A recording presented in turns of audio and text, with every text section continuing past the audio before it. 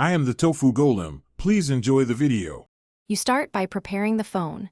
Open Settings and enable developer options so you can inspect running processes.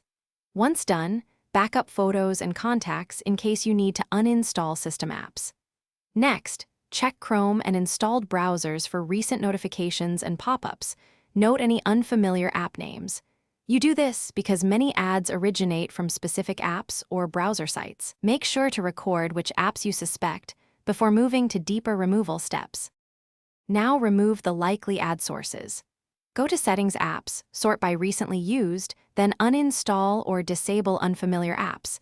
If an app is system level, disable notifications and revoke permissions. Once done, open each browser.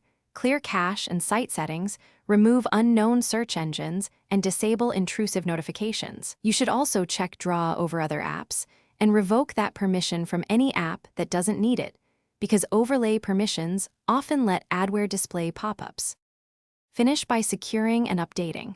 Run Google Play Protect and a full antivirus scan, then update Play Store and Android system to close vulnerabilities. If ads persist, boot into safe mode to see if they stop.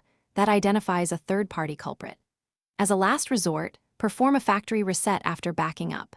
If ads still appear, make sure they're not injected by your carrier or ISP. Remember to restore apps selectively to avoid reinstalling the ad source. Thanks for watching. Consider subscribing if we helped you today.